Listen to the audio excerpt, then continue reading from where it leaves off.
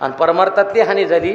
भागवत पहिल्यांदा आईसाहेबाच्या समोर महाराष्ट्रात जर कोणी केलं असेल ते वाना उत्पात सर. महाराष्ट्रामध्ये भागवत जर तुम्हाला करायचं असेल तर ते भागवत ऐका, म्हणजे तुमच्या लक्षात येईल. वाना उत्पात सर. त्याच्यामध्ये रामदास महाराज कैकाडी, म्हणजे कैकाडी महाराजांचे पुतणे, ते सुद्धा कोरोनाच्याच कालावधीमध्ये गेले. म्हणजे याचा अर्थ असा आहे, शरीर मिळतं पण एक ना एक दिवस तेच सोडावं लागतं. हा आमच्या बीड जिल्ह्याचं सगळ्यात मोठं वैभव तुम्हाला सांगू का. चाली कशा म्हणाव्या आणि विनोदामध्ये किंवा सहजासहजी विनोदामध्ये दृष्टांत सांगून लोकांना समाधान कसं करावं याच्याकरता गुरुवर्य बाबासाहेब महाराज इंगळे यांची आठवण झाल्याशिवाय राहणार नाही. फार मोठी विभूती होऊन गेली तुम्हाला सांगतो. कारण काय असतं, आता बाकीचे लोक विनोद करतात बरोबर का, पण त्या विनोदाला कुठून सुरुवात झाली आणि कुठं शेवट झाला हे नाही.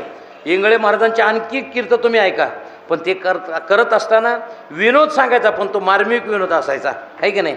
आता मात्र नारायणगावच्या लोकांमध्ये आणि आमच्या कीर्तनकारामध्ये काही फरक राहिला नाही जवळजवळ, आहे की नाही. जवळजवळ ते विनोदाचार्य झालेत. आणि दुसरी गोष्ट एक सांगतो, आपलं काही कोणी वाकडं करू शकत नाही, तुम्ही काय घाबरू नका. तुम्हाला एक सांगू का, आता एक भंगार कीर्तनकार लोक निघालेत. आणि ते भंगार कीर्तनकार कशाला म्हणायचं माहिती आहे का तुम्हाला. ते योगेशराव पुढच्या वर्षी जर आलो तर मला तेवढं जॅकेट घेऊन द्या गड्या तुम्ही दोघं तिघंजण, म्हणजे जॅकेट तरी घालेल मी, आहे की नाही. तुम्ही द्या जॅकेट घालून, आहे की नाही. म्हणजे मलाही घाला वाटतंय पण दी ना कोणी, मला दिल्यानंतर घालायला काय हरकत नाही. आपण खानदानी एक लोक आहेत, आपण जॅकेट फिकेट घालायचं नाही. घालायचं जॅकेट कोणी घालायचं, दिवाळीत ज्याला करंजा मागत फिरायचे त्यानं घालायचं. ते सकाळ सकाळी येतात ना ते जॅकेट घालून, ते त्याने घालायचं जॅकेट. आपण नाही, आपण खानदानी लोक आहेत, आपण जॅकेट घालायचं नाही. मला महाराष्ट्रात एका मोठ्या कीर्तनकारानं, मोठ्या म्हणजे प्रसिद्ध कीर्तनकार, सिद्ध कीर्तनकार नाही, त्यानं फोन केला आणि ते मला म्हणलं, महाराज तुम्ही जॅकेटवर बोलले बाबा. मी म्हणलं आज तर नुसतं बोललो जॅकेटचं, मग तू जर माझ्या नादी लागला तर तुझं नाव घेऊन बोलील म्हणलं कीर्तनामध्ये, हे लक्षात घ्या. एक लक्षात घ्या, आज महाराष्ट्रामध्ये परंपरा जर कोणी टिकवल्या असतील तर त्या परंपरा फक्त वारकरी फडकऱ्यांना टिकवल्या. आम्ही काय धंदा मांडला नाही, हे लक्षात घ्या. ही परंपरा महाराष्ट्रामध्ये कोरोनाच्या कालावधीमध्ये सगळं बंद होतं, सगळं बंद होतं, पण आमच्या वारकरी फडकऱ्याचं कीर्तन बंद नव्हतं, प्रदक्षिणा दिंड्या बंद नव्हत्या, भजन बंद नव्हतं. तुम्हाला सांगतो ना, आमचे आदरणीय बाबा भगवान बाबा, आम्ही काय करायचं, आम्ही स्वतःच गळ्यामध्ये विणा घ्यायचा, टाळ आम्हीच घ्यायचा, पताके उजव्या बाजूला अशी उपरण्यानं बांधायचे आणि आम्ही महिन्याच्या प्रदक्षिणा आम्ही एकट्यानं पार पाडायच्या. तुम्हाला एक सांगतो, गणपती बाप्पाला स्मरून त्या कालावधीमध्ये घरच्या दोघं तिघं जणांनी तो टाळ घ्यायचा आणि 2 तास आम्ही दशमीला आणि एकादशीला शुद्धवारीला कीर्तन करायचं.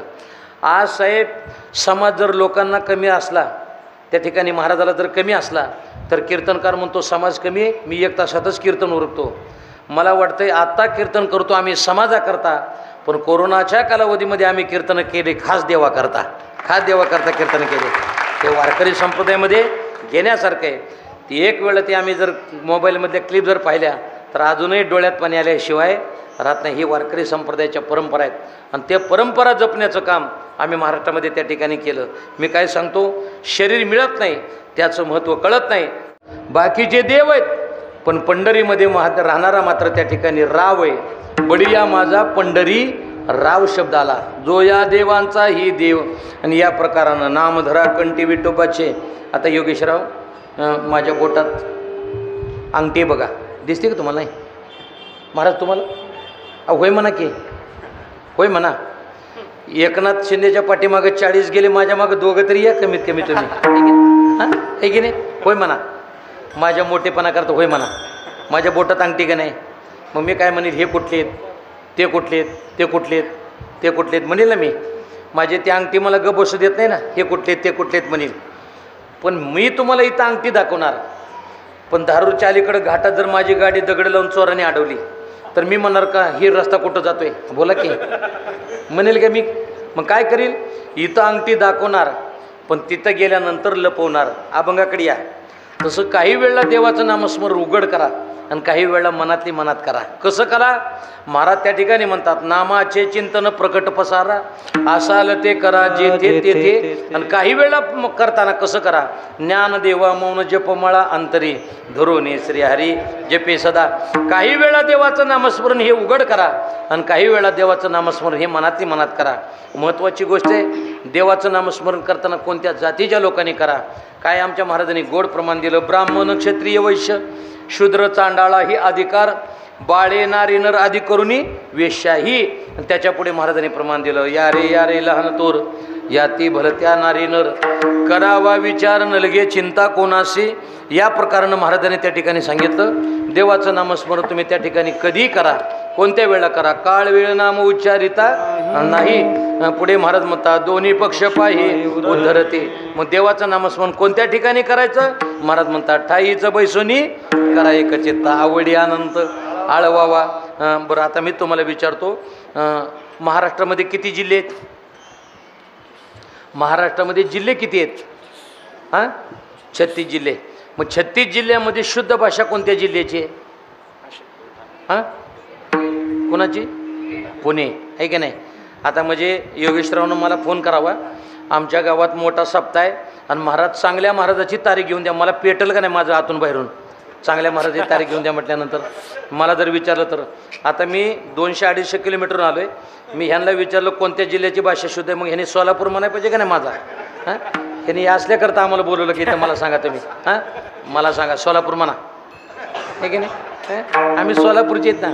आमची MH13 गाडी RTO सुद्धा अडवत नाही, कारण पिसळल्याच्या नादी लागणार कोण? म्हणजे आमच्या नादी कोणी लागत नाही. तुम्हाला एक उदाहरण देतो, हे आमच्या हांडे महाराज उदाहरण द्यायचे. आमची सोलापूरची जी भाषा आहे ही रांगडी भाषा आहे. लोक हे लगा जरी म्हणलं तरी आमच्याजवळ कोणी थांबत नाहीत लोक. ही आमची पंढरपूर सोलापूरची भाषा आहे. एक गोड उदाहरण देतो. तुकोबारायला एका व्यक्तीने विचारलं, महाराज देवाचं नामस्मरण उभा राहून केलं तर जमेल का? तुकोबाराय म्हणजे करा, सोलापूरची शुद्ध भाषा सांगतो, करा. मग तुकोबाराने विचारलं, महाराज देवाचं नामस्मरण मांडी घालून बसून केलं तर जमेल का? तुकोबाराय म्हणले करा. आणि करा म्हटल्यानंतर तुकोबाराने शेवटी विचारलं, ही सोलापूरची भाषा आहे का? ते म्हणले, महाराज देवाचं नामस्मरण लवंडून केलं तर जमेल का? आमची ही सोलापूरची भाषा आहे. लवंडून म्हणजे झोपून केलं तर देवाचं नामस्मरण जमेल का? आमच्या तुकोबाराने सांगितलं, तुम्ही देवाचं नामस्मरण कसंही करा, त्याचा परिणाम झाल्याशिवाय राहत नाही. मग महाराजांनी आमच्या दादा महाराज शिरोळकरांनी गोड चाल म्हणायचे. महाराज त्या ठिकाणी म्हणतात, निजल्याने गातात उभा नारायण सल्या कीर्तन करता डोले बैसल्या कीर्तन करता डोले निजल्याने गाता उभा नारायण निजल्याने गाता उभा नारायण बैसल्या कीर्तन करिता डोले बैसल्या कीर्तन करिता डोले. बैसल्या कीर्तन करिता डोले. देवाचं नामस्मरण तुम्ही कसं करा? आमचे गुरुरे महाराज सांगायचे. गुरुरे पांडुरंग बाबा वैद्य, आज जो महाराष्ट्रामध्ये मृदंग वाजतोय ती कृपा जर कोणाची असेल तर आमच्या पांडुरंग बाबा वैद्य यांची कृपा येते, ही लक्षात घ्या. त्यांची कृपा, त्यांच्या कृपेनं आज महाराष्ट्रामध्ये मृदंग वाजतोय. महाराज म्हणतात, निजल्याने गाता उभा नारायण बैसल्या कीर्तन करिता डोले. कसंही देवाचं नामस्मरण करा. वैद्य बाबा म्हणायचे, आग्नीवर पाय मुद्दाम पडू द्या अथवा चुकून पडू द्या, चटका बसल्याशिवाय राहत नाही. तसं माझ्या देवाचं नामस्मरण तुम्ही चेष्टानं करा, नाहीतर कसंही करा, पण त्याचा परिणाम झाल्याशिवाय त्या ठिकाणी राहत नाही. काय महाराजांची गोड प्रमाण आहे. आपली मराठवाड्यातली भाषा आहे. काही वेळेला काही साधनं केली की पुण्य होतं पण पाप जात नाही. काही साधनानं पाप जातं पण पुण्य होत नाही. आणि काही साधनानं पुण्यही होत नाही आणि पापही जात नाही. पण माझ्या देवाचं नामस्मरण असे, त्यानं पुण्यही होतं आणि पापही जातं. हरिमुखे म्हणा हरिमुखे म्हणा पुण्याची गणना कोण करी. मग पाप जातं का? जातं ना. किती जातं? हरी उच्चारणी अनंत पाप राशी जातील लयाची क्षण मात्रे किंवा जळतील पापे. किती मोठं पाप असू द्या, कायिक वाचिक मानसिक कळत आणि नकळत सगळी पाप माझ्या देवाच्या नामस्मरणात त्या ठिकाणी जातात. मग एक आपल्याला संभ्रम निर्माण होईल. देवाचं नामस्मरण आपण करतो, मग देवानं सुद्धा आपलं नामस्मरण केलं पाहिजे ना. त्याच्याकरता उदाहरण देतो. ज्यावेळेला नारदजी भ्रमंती करायला निघाले, जात असताना हनुमंतराय समोरून आले आणि आल्यानंतर नारदजीच्या हातात एक वही होती, योगेशराव. आणि वही असल्यानंतर सहज आमच्या हनुमंतरायाने विचारलं की नारदजी, हातामध्ये जी वही दिसते ती कशाची आहे? अनुदान आलं त्याचे आहे का विमा आला त्याचे? कशाची वही? त्याने विचारलं ना. विचारल्यानंतर परिणाम असा झाला, त्याने सांगितलं देवाचं नामस्मरण करणारे जे भक्त आहेत ना त्याची ही यादी आहे. मग प्रत्येकाला वाटतं का नाही आपलं यादीमध्ये नाव असावं, वाटतं का नाही? आता मी तुमच्या गावात आलो बरं का, मी जर तुम्हाला जर म्हणलं तुम्ही दरिद्री आहे, तर तुम्ही काय म्हणताल? बाबाला कीर्तनावरून आल्यानंतर सांगताल ह्याचं पहिलं शेवटचं एवढंच कीर्तन पुन्हा ह्याला गावात येऊ द्यायचा, बोला की जरा मोठ्याने, म्हणताल का नाही तुम्ही? अहो मी जर तुम्हाला दरिद्री म्हणलं आवडतं का? बोला की जरा, मी तुम्हाला दरिद्री म्हणलेलं आवडतं का? नाही. मी दरिद्री म्हणलेलं तुम्हाला आवडत नाही, पण दारिद्र्यरेषेखाली नाव घालायला तुम्हाला आवडतं का नाही? बोला की. अहो आवडतं का नाही सांगा की, आहे की नाही? माझ्या सहित आवडतं का नाही? दरिद्री म्हणून घ्यायला आवडत नाही, पण दारिद्र्यरेषेखाली नाव घालायला आवडतं का नाही? आता यांच्या बाबतीत तर बोलायचं कामच नाही, ही तर मुख्यमंत्र्याच्या लाडक्या बहिणी आहेत, ठीक आहे नाही? हे काय श्रीमंत लोक आहेत, आहे की नाही? मी तुम्हाला एक माफी मागून सांगतो, तुम्ही आपण जे बोलतोय, आपण जे करतोय त्याच्याकरता 2-3 गोष्टी लक्षात ठेवायच्या. माझं मत आहे, गडबड करू नका, बसा बसा खाली मावशी. विठाला विठाला विठाला,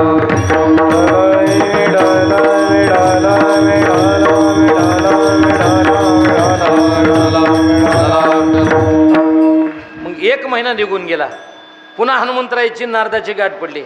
नारदजीला विचारलं, नारदजी गेल्या वेळेला वही होती, पण भगवंताचं नामस्मरण करणाऱ्या भक्ताची होती, आता वही कशात आहे? हां, त्यावेळेला नारदजीनं सांगितलं, भगवंत ज्यांचं नामस्मरण करतो त्या भक्ताची यादी आहे. हनुमंतराय म्हणले, या यादीमध्ये तर नक्की माझं नाव नसणार. पण ज्यावेळेला वही उघडली, पहिल्या क्रमांकावर हनुमंतरायचं नाव निघालं. कारण का?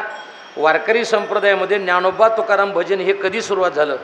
तर याचा अर्थ असा आहे, पंढरपूरमध्ये प्रल्हाद महाराज बडवे पहाटेच्या वेळेला जेवढा महापूजा करण्याकरता गेले, तर भगवंताच्या गळ्यामध्ये विणा आणि हातामध्ये चिपळ्या, आणि स्वतः भगवान परमात्मा ज्ञानोबा तुकाराम भजन करत होते.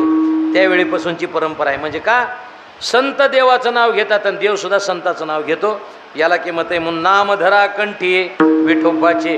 वी म्हणजे विधाता ब्रह्मदेव, ठ म्हणजे नीलकंठ आणि ल म्हणजे लक्ष्मीकांत. म्हणून त्या भगवंताचं नाम करा, नाम धरा कंठी विठोबाचे. मग त्याचा फायदा काय होईल? तुकोबराय म्हणतात, तयाच्या चिंतने निरसेल संकट, तयाच्या चिंतन निरसेल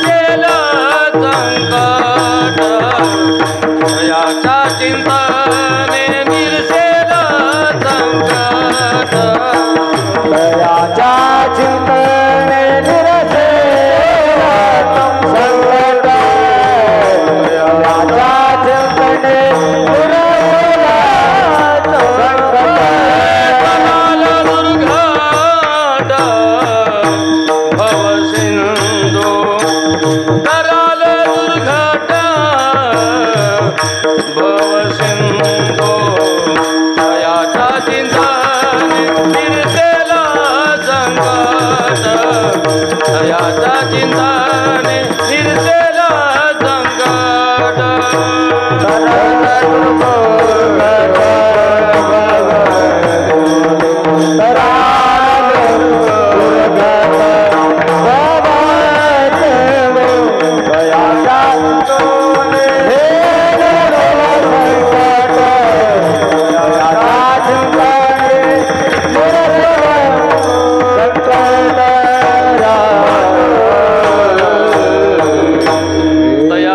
चिंतने निरसेल संकट, तराल दुर्घट भवसिंधू. आपण त्या देवाचं नामस्मरण केलं की भगवान परमात्मा आपल्याला त्या ठिकाणी तारून येतो. पण आपण त्याचं चिंतन केलं, आमचे आदरणीय भगवान बाबा सांगत असतात, वारकऱ्यानं चिंता करायची नाही, वारकऱ्यानं चिंतन करायचं. आणि वारकऱ्यानं चिंतन केली की आपली चिंता करणारा भगवान परमात्मा त्या ठिकाणी उभा आहे का नाही? सकळ जीवांचा करीतो सांभाळ, तुझं मोकल येईल ऐसे नाही. या प्रकारानं गुरुदेव महाराज म्हणत असतात, अरे ज्या आरती भगवंतांना दात दिले त्या आरती त्या दातानं खाण्याकरता चणे दिलेच असतील ना. याचा अर्थ असा आहे, जे लेकरू अजून जन्माला आलं नाही त्याच्या जर दुधाची व्यवस्था भगवंता जर आईच्या स्तनामध्ये जर करत असेल जन्माला येण्याच्या अगोदर, तर जो मनुष्य जन्माला आला आहे त्याची व्यवस्था भगवंत त्या ठिकाणी करणार नाही का? हे वारकरी संप्रदायाचं त्या ठिकाणी एक स्थायी भाव आहे. मग या प्रकारानं महाराज म्हणतात तयाच्या चिंतने निरसेल संकट. एक वारकरी संप्रदायामध्ये उदाहरण दिलं जातं की दररोज काय करायचं, भगवंतानं रथातून उतरायचं खाली आणि उतरल्यानंतर अर्जुनाच्या हातात हात द्यायचा, नंतर मांडीवर त्या ठिकाणी खडावासहित पाय द्यायचा अर्जुनानं, नंतर त्याने खाली उतरायचं. एक दिवस मात्र भगवंतानं सांगितलं, अर्जुना दररोजचा नेम वेगळा होता, पण आज मात्र तू काय कर, रथातून लवकर उडी खाली घे. खाली घे म्हटल्यानंतर अर्जुनानं सांगितलं, देवा दररोजच्या नियमाप्रमाणे मी काय करील, तुम्ही अगोदर उतरा, माझ्या हातात हात द्या, नंतर मी उतरेल. अर्जुनाला सांगितलं तसं करू नको, लवकर उडी टाक.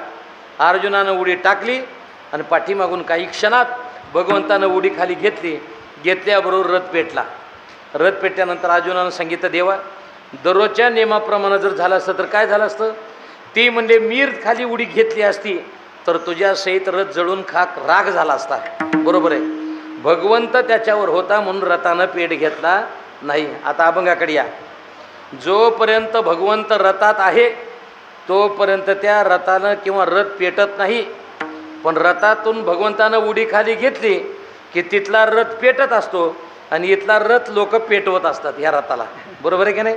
याच्यातून उडी खाली घेतली की लोक या रथाला पेटवत असतात. मग काय करायचं, महाराज म्हणतात चाले हे शरीर कोणाचे सत्य, कोण बोलविते हरिविन. आता पुढचं प्रमाण म्हणणार नाही म्हणल्यामुळं महाराज म्हणतात चालवणारा आणि बोलवणारा जर कोण असेल तर तो एक असणारा भगवान परमात्मा आहे. मग त्याचं चिंतन केलं, रक्षण करण्याचं काम भगवान परमात्मा त्या ठिकाणी करतो. दुसरं उदाहरण देतो, तयाच्या चिंतने निरसेल संकट. संकट याच्याकरता सांगतो, ज्यावेळेला भीष्माचार्याने प्रतिज्ञा केली की मी निष्पांडवी पृथ्वी करेल. का केली, दुर्योधन भीष्माचार्याजवळ आले आणि त्याने सांगितलं, पितामह तुम्ही शरीरानं आमच्याकडे पण मनानं मात्र तुम्ही पांडवाकडे. त्याने प्रतिज्ञा केली कोणती, मी निष्पांडवी पृथ्वी करेल.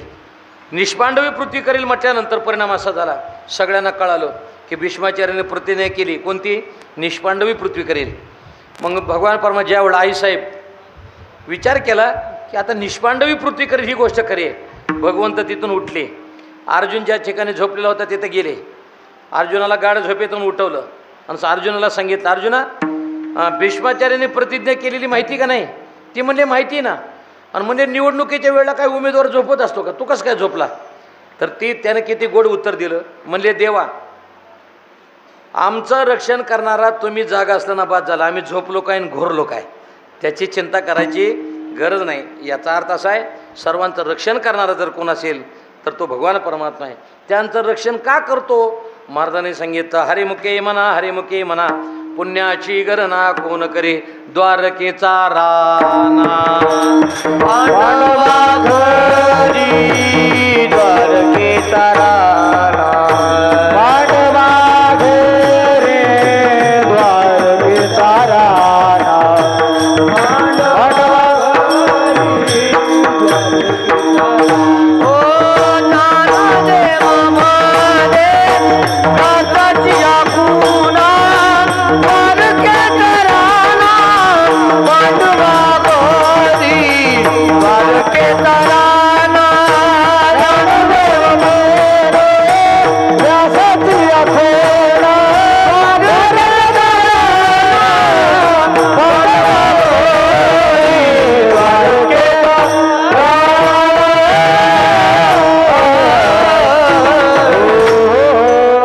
द्वारकेचा राणा पांडवा घरी. का हा पाहते पांडव अखंड वनवासी, परे त्या देवाशी आठविते. त्या देवाचं नामस्मरण केलं, भगवंत त्यांचं रक्षण करतो. वारकरी संप्रदायामध्ये परंपरेनं उदाहरणं दिली जातात. ज्यावेळेला द्रौपदीला विचारलं, द्रौपदी भीष्माचार्यानं प्रतिज्ञा केली माहिती का तुला, माहिती ना, मग तुझं कुंकू आबाधित राहावं असं तुला वाटतं का. ते म्हणले कोणाला वाटतं राहू नये, मला वाटते ना राहावं. मग ते म्हणले एक काम कर, माझ्याबरोबर चल. माझ्याबरोबर चल म्हटल्यानंतर त्याने काय केलं, द्रौपदीला घेऊन बरोबर गेले. आणि गेल्यानंतर कुठं गेले, ज्या ठिकाणी भीष्माचार्य ज्या तंबूमध्ये बसतात तिथं गेले. आणि गेल्यानंतर द्रौपदीला सांगितलं, तो काही करू नको, आतमध्ये जायचं, तोंडावर असा बुरका घ्यायचा आणि भीष्माचार्याचं दर्शन घ्यायचं, ते तुला आशीर्वाद देतील. अखंड सौभाग्यवती भव आशीर्वाद दिला. दिल्याबरोबर तिनं तोंडावरचा पदर बाजूला केला. ते म्हणले, त्यांना वाटतं दुर्योधनाचीच पत्नी आली का काय. तोंडावरचा पदर हिनं बाजूला केला आणि त्याने विचारलं, एवढ्या मध्यरात्री तू कसं काय आली. तुला कोणी आणलं? तिनं सांगितलं माझा नौकर माझ्याबरोबर आला आहे. ते म्हणले अगोदर तुझा नौकर मला दाखव म्हटल्यानंतर बाहेर जाऊन पाहिलं तर भगवान परमात्मा द्रौपदीच्या खाडावा घेऊन अशा उभा राहिला. भीष्माचार्याने भगवंताला पाहिलं आणि पाहिल्याबरोबर त्या ठिकाणी त्याने सांगितलं, द्रौपदी मी जरी प्रतिज्ञा केली असेल पण असा भगवान परमात्मा जर तुमचं रक्षण करणार असेल ना तर पांडवाचा एकही केस वाकडा होणार नाही. याला त्या ठिकाणी म्हणतं तयाच्या चिंतनी निरसेल संकट. पुढे महाराज म्हणतात तराल दुर्घट भवसिंधू भवसागर भव नदीमधून तुम्ही तरुण जाल पण कधी. महाराज त्या ठिकाणी म्हणतात तरले तरती हा भरवसा तरले तरती हा भरवसा तरले तरती हा भरवसा तरले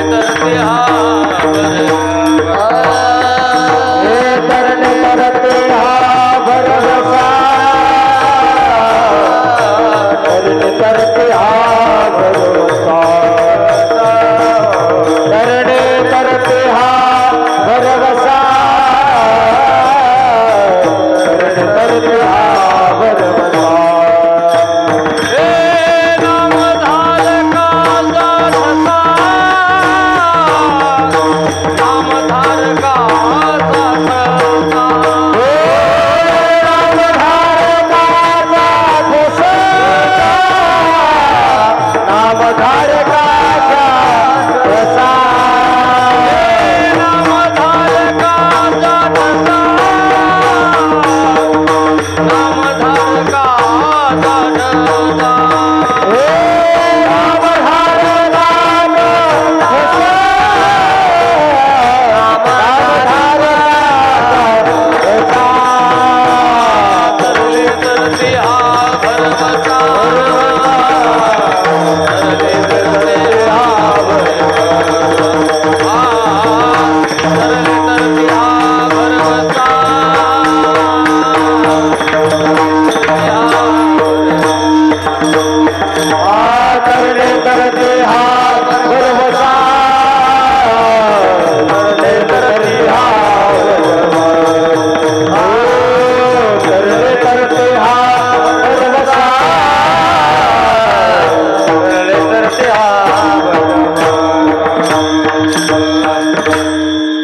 तरते हा भरवसा नामधारकाचा ठसा. भूतकाळामध्ये तरले वर्तमान काळामध्ये तरतात आणि भविष्य काळामध्ये तरत राहतील. एक गोड उदाहरण देतो म्हणजे आपल्या लक्षात येईल. महाराज त्या ठिकाणी म्हणतात भूतकाळामध्ये कोण तरलं?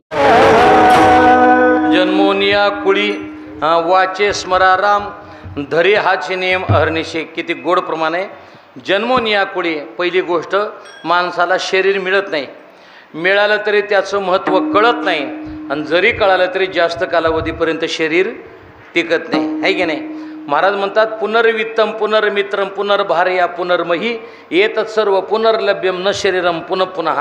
हे पाठ नसलं जाऊ द्या. नरदेह दुर्लभ जाना शतवर्षाची गणना त्यामध्ये दुःख यातना तुम्ही आठवा मधुसूदना. या प्रकारानं शरीर मिळणं सगळ्यात अवघड आहे.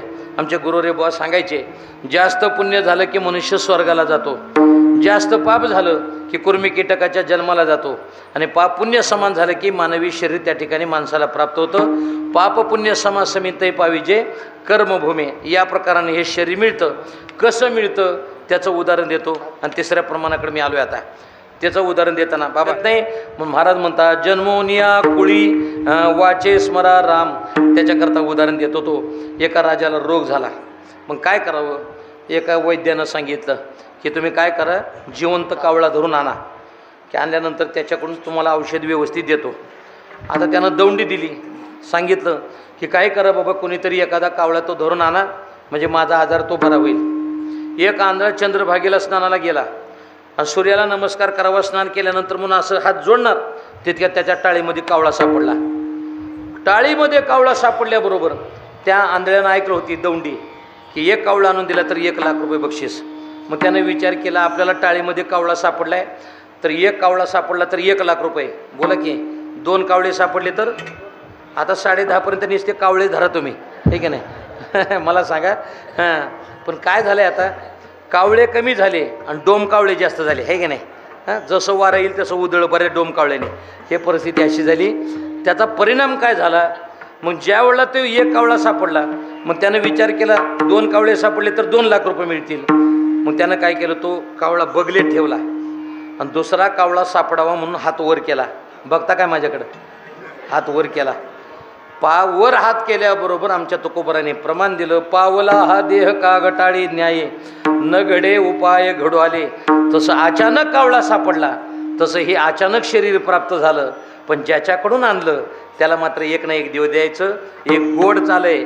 महाराज म्हणतात, देह हे काळाचे धन कुबेराचे, देह हे काळाचे धन कुबेराचे.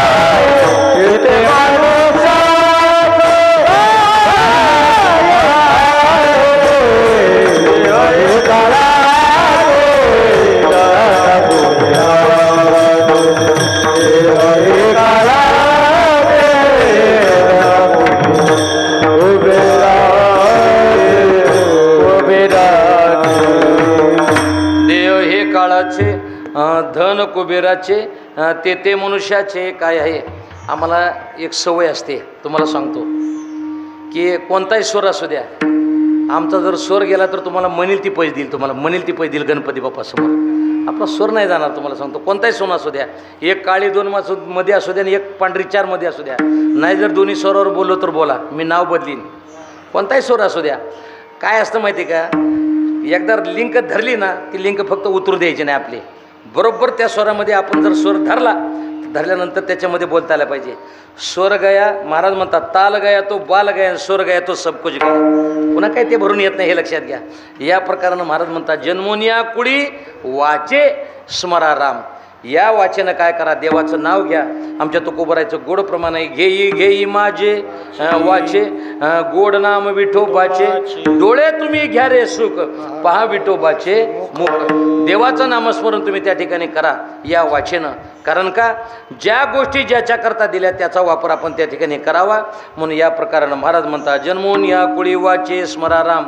आता इथं महत्त्वाचा शब्द सांगतो आणि मध्यंतरीचं मी भजन घेतो, कारण वेळेवर कीर्तन चालू झालं, वेळेवर त्याची सांगता करत असताना जन्मोन या कुळी वाचे स्मरा राम, पुढे धरे हाची नियम अहर्निशी विढोबार कुमाजे. आता येणारी जी वारी ती महादेवाची वारी बघा, चैत्रवारी पंढरपूरची. तर त्या काय झालं, एक वारक साधू महात्मा शिंगणापूरला निघाला आणि जात असताना काय झालं होतं, एका कुंभारानं त्या आव्यामध्ये गाडगे भाजले आणि ते काढले भाजून बाहेर. आणि भाजून बाहेर काढल्यानंतर प्रत्येक गाडग्यामध्ये पाणी टाकायचा आणि बघायचा की हे गाडगं कोणतं गळं तर नाही ना. मग त्याने काय केलं, 50 गाडग्यामध्ये पाणी टाकून बघितलं, 49 गाडगे चांगले निघाले, पण एक गाडगं मात्र पाणी टाकलं की ते थेंब थेंब गळू लागलं. त्यानं विचार केला आपल्याकडून कोणी फसला जाऊ नये. मग काय केलं, त्याने ते गाडगं बाजूला ठेवलं आणि बाजूला ठेवल्यानंतर तो साधू महात्मा शिंगणापूरला निघाला होता ना, तो तिथं आला आणि त्या कुंभार दादाला म्हणला, दादा एक गाडगं मला दे की. तर त्याने सांगितलं, ते चांगले जे गाडगे होते ना त्याच्यातलं एक गाडगं उचललं साधूला दिलं. साधूचं लक्ष होतं चांगल्या गाडगेकडं नाही, ते बाजूला जे ठेवलं होतं ना त्याच्याकडे लक्ष होतं. साधूनं सांगितलं, हो कुंभार दादा, मला ते बाजूला ठेवलेलं गाडगे ते द्या ना. ते म्हणला, ते वाया गेलेलं आहे, कोणाच्याही कामाचं नाही, ते फेकून दिलेलं गाडगं आहे. त्यावेळेला त्यानं उत्तर काय दिलं, ते मला जे कोणाच्याच कामाचं नसतं ते साधूच्या कामाचं असतं, साधूच्या कामाचं. ते म्हणले मला द्या. ते म्हणले ते गाडगं गळतंय. ते म्हणले द्या ना मला. ते गाडगं घेतलं. समोर एक शेतकरी गाठ पडला आणि त्याला सांगितलं मला एक त्या ठिकाणी दोरी द्या. दोरी घेतली, त्याचं शिंक बनवलं कोणी, त्या साधूनं. ज्यावेळेला शिंगणापूरला जात असताना खाली एक तळ आहे बघा, त्या तळ्याच्या जवळ साधू महात्मा गेला. ते गाडगं भरून घेतलं आणि जिथं छिद्र होतं त्याला खाली बोट लावलं, ती गळती होती तिथं. गाडगं भरून नेलं. त्यानं लगेच त्या ब्राह्मण काकाला सांगितलं वर शिंक बांधा. महादेवाच्या पिंडीवर बांधलं आणि बांधल्यानंतर त्याच्यात हे गाडगं ठेवलं आणि थेंब थेंब थेंब पाणी त्या पिंडीवर पडू लागलं. लोक काय करायचे, महादेवाच्या पिंडीचं नंतर दर्शन घ्यायचे. लोक अगोदर गाडग्याचं दर्शन घ्यायचे. लोक म्हणायचे काय भाग्यवान आहे, महादेवाला पाणी घालतंय. बोला ना, साधूच्या संगतीत आलं तर त्या गाडग्याचा सुद्धा उद्धार झाला. आता हे उदाहरण देत असताना आमच्या पालखी सोहळ्याचं उदाहरण देतो. पालखी सोहळ्यामध्ये आमच्या बाबळगावकराचा घोडा आहे, आमच्या परभणी जिल्ह्यामधला बाबळगावकराचा घोडा. ज्यावेळेला माळीनगरला रिंगण होतं बघा, उभं रिंगण असतं माळीनगरला आपलं, आणि तिथं काय झालं, मोहिते पाटलांनी घोडा दिला आता. मग त्याने काय केलं, हे वयोवृद्ध झालेला घोडा 2 दोरीनं बांधून ठेवला एका ठिकाणी. आणि बांधल्यानंतर म्हणले मोहिते पाटलाचे दोन्ही घोडे पळू द्या. आणि त्या दिवशी ती 2 घोडे त्या ह्याच्याकरता उभ्या रिंगण्याकरता पळू लागले. तुम्हाला सांगू का, अजून माझ्या डोळ्यात पाणी येतं आहे. ज्यावेळेला ते 2 घोडे पळू लागले, यानं दोन्ही दोर तोडले आणि त्यांच्या पुढे हे म्हातारं घोडं पळायला लागलं. पळायला लागल्यानंतर माझ्या त्या दिवशी लक्षात आलं, ते म्हणलं असेल अरे बाबा शरीरानं मी थकलोय पण माझी श्रद्धा अजून त्या ठिकाणी तरुण आहे. हे कोण म्हणलं असेल, ते घोडं म्हणलं असेल. व्हावे त्याचे द्वारी श्वान येते, संत महात्म्याच्या देवाच्या द्वारात कुत्रा जरी होता आलं तरी ते भाग्य, घोडा होता आलं तरी भाग्य, आणि ज्ञानोबाराच्या दारात रेडा होता आला तरी ते भाग्य आहे. हे वारकरी संप्रदायामध्ये सगळ्या मोठ्या भाग्याचं लक्षण आहे. पाठीमागं आपल्या जिल्ह्यात ते एक महिला उठली आणि ती म्हणायची ज्ञानेश्वर महाराजांनी रेडा बोलवला नाही म्हणायचे. तुमच्या लक्षात आलं तर बरं झालं. माझ्यावर एक गुन्हा दाखल आहे पंढरपूर शहर पोलीस स्टेशनला, आणि हांडे महाराजावर एक गुन्हा दाखल आहे, एकनाथ महाराज हांडे. आणि मग ती म्हणायची ज्ञानेश्वर महाराजांनी रेडा बोलवला नाही. आम्ही म्हणलं आता हे बाकीच्याला काय करणार आहे. मग आम्ही तिथं गेलो. गेल्यानंतर मी सांगितलं ज्ञानोबारांनी रेडा बोलवला हे त्रिवार सत्य आहे, भूतकाळात, वर्तमान काळात आणि भविष्य काळात त्रिकाल सत्य आहे. पण हे जरी असेल परंतु ज्ञानोबारांनी रेडा बोलवला, पण त्या ज्ञानोबाराची कृपा गुरुनाम गुरु सद्गुरू जोग महाराजावर झाली. आणि त्या सद्गुरू जोग महाराजांच्या कृपेनं माझ्यासारखे 40,000 रेडे या महाराष्ट्रामध्ये बोलतात. ही तरी काही साधी कृपा आहे का मला सांगा. आम्ही ज्ञानोबाराय जोग महाराजांचे रेडेत. आम्हाला जरी बोलवलं तरी याचा अर्थ आम्ही ज्ञानोबाराचे रेडेच आहेत. तेवढं सुद्धा भाग्य असायला पाहिजे. मी कशाकरता सांगितलं, गाडगं जर संताच्या साधूच्या संगतीत गेलं तर त्याचासुद्धा उद्धार झाल्याशिवाय राहत नाही. आम्ही तर माणसं आहेत. आम्ही जर देवाच्या किंवा संताच्या संगतीत गेलं तर तुका म्हणे कोटी कुळीते पुनीत, पण कधी देवाचं नामस्मरण केल्यानंतर. भावे गाता गीत विठोबाचे. आता शेवटचं उदाहरण देतो. पुढे शब्द आला आहे भावे गाता गीत विठोबाचे. देवाचं नामस्मरण करताना भाव असला पाहिजे. भाव जर नसेल तर देवाचं नामस्मरण करण्यामध्ये मजा नाही. एक 2-3 प्रमाण मी त्या ठिकाणी देतो. प्रेमाविन भजन, नाकाविन मोती, अर्थाविन पोती, वाचूनी काय.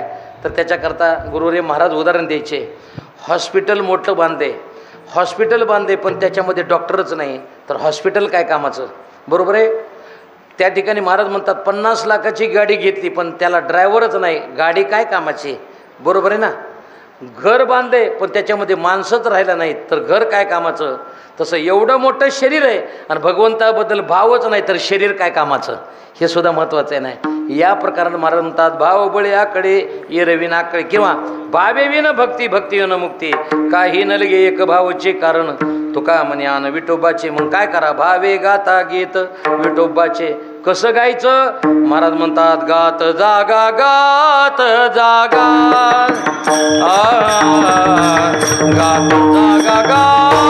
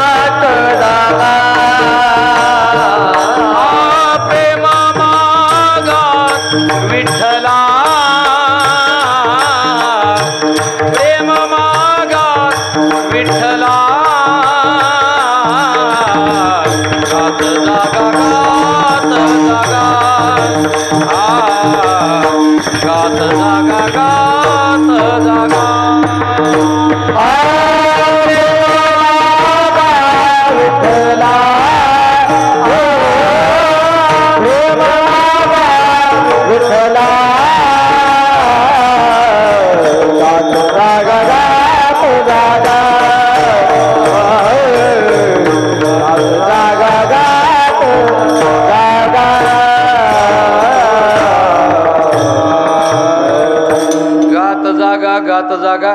पुढे महाराज म्हणतात प्रेम मागा विठ्ठला. आता आम्हाला अनेक अनुभव आहेत दिंडीचे. काही लोक काय करतात, सकाळी स्नानाला म्हणजे आंघोळीला जे जातात ते दुपारी जेवायलाच हजर राहतात बरं का. तिकडचं सांगतो, तिकडचं तुमचं नाही सांगत मी. आणि तिकडे गेल्यानंतर तुमचं सांगतो मी. तरी नवीन लोक कुठले आणू मला सांगा ना. म्हणजे परिणाम असा झाला, सकाळी आंघोळीला जे जायचं ते दुपारी जेवायलाच हजर राहायचं. आणि दुपारी जेवण करून जे निघायचं ते संध्याकाळी तंबू धरायलाच पुढं जायचं. दिंडीची त्यांची गाठ होय का नाही. तुम्हाला सटवायची शपथ आहे, होय का नाही, होय का नाही, होय का नाही, आहे का नाही. असं होतं का नाही, होतं.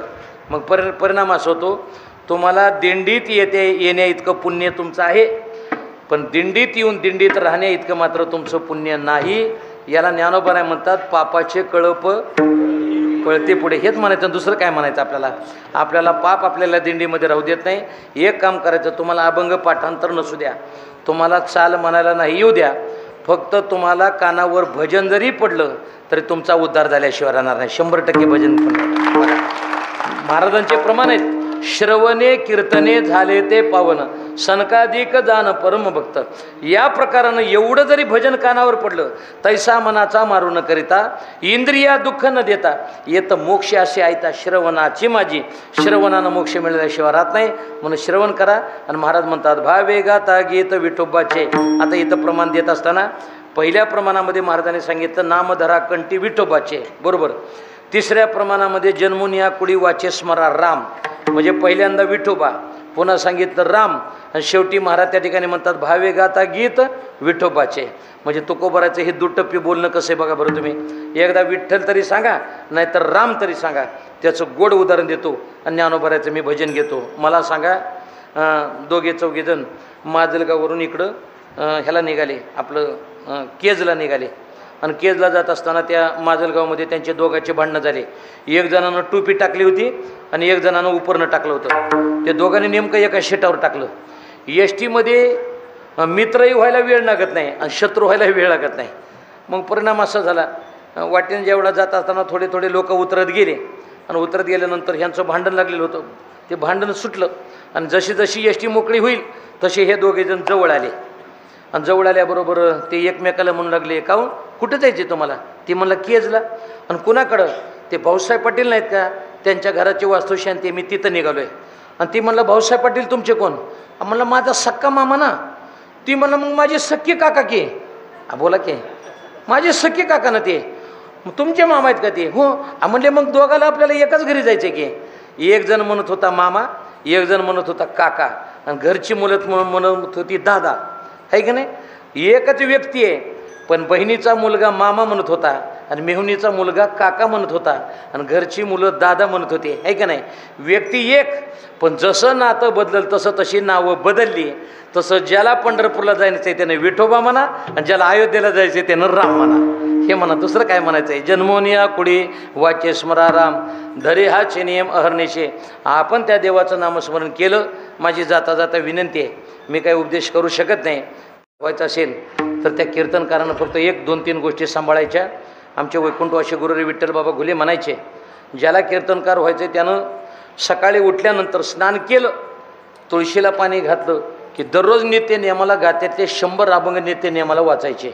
वाचायचे म्हणजे वाचायचे, किती गडबड असू द्या. ज्ञानेश्वरी त्या 100 ओव्या नित्य नियमाला दररोज वाचायच्या. गीतेचा 1 अध्याय वाचायचा आणि विष्णू सहस्त्रनाम पूर्ण वाचायचं. तुमची वाणी रसाळ झाल्याशिवाय राहणार नाही. आत्ता कीर्तन झालं ना आत्ता संपलं असं लोक तुम्हाला म्हणतील. आपल्याला काय झालं आहे, कीर्तनकार व्हावं वाटते, फक्त ज्ञानेश्वरीन गाता वाचावं वाटत नाही. बोला ना. मग काय करायचं, कपाळाला गंध कसा तरी लावायचा, म्हणजे बुक्का जवळजवळ बुक्काच लावायचा.